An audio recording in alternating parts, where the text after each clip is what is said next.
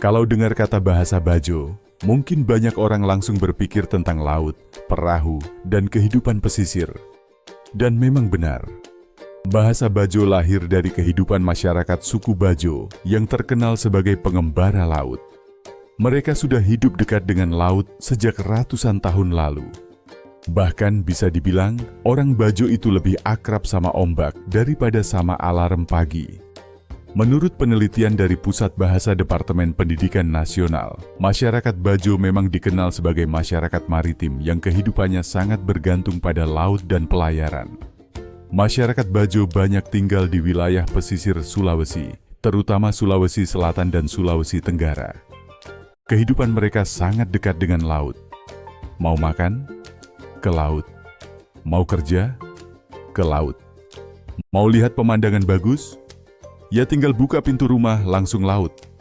Karena itulah bahasa Bajo punya banyak kosakata yang berhubungan dengan ombak, angin, ikan, perahu, dan pelayaran. Bahkan banyak istilah dalam bahasa Bajo yang menunjukkan betapa pentingnya laut dalam kehidupan mereka. Bahasa Bajo bukan cuma alat komunikasi biasa. Bahasa ini juga jadi identitas dan kebanggaan masyarakat Bajo. Walaupun mereka tinggal di berbagai daerah seperti Sulawesi, Nusa Tenggara, Maluku, bahkan sampai Sabah Malaysia, mereka tetap punya bahasa yang masih saling dipahami. Jadi walaupun logatnya beda-beda, mereka tetap nyambung kalau ngobrol. Mirip teman tongkrongan yang beda daerah tapi tetap paham kalau diajak bahas makanan gratis. Yang unik dari bahasa Bajo adalah hubungannya yang sangat dekat dengan laut.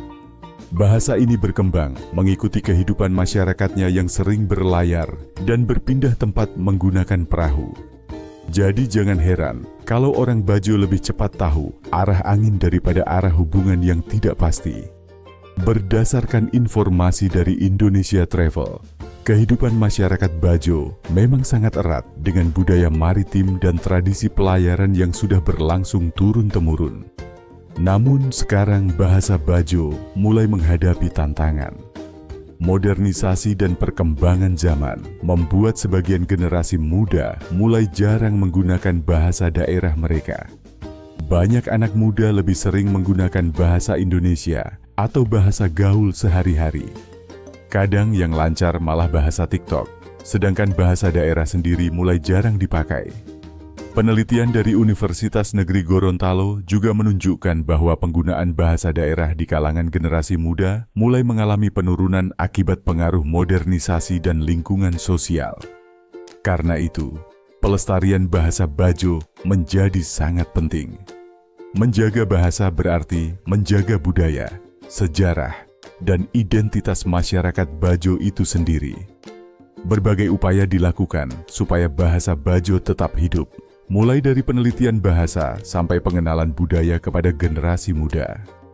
Karena kalau bahasanya hilang, nanti bukan cuma kosakatanya yang hilang, tapi juga cerita dan sejarah masyarakatnya. Bahasa Bajo adalah salah satu kekayaan budaya Indonesia yang unik dan menarik.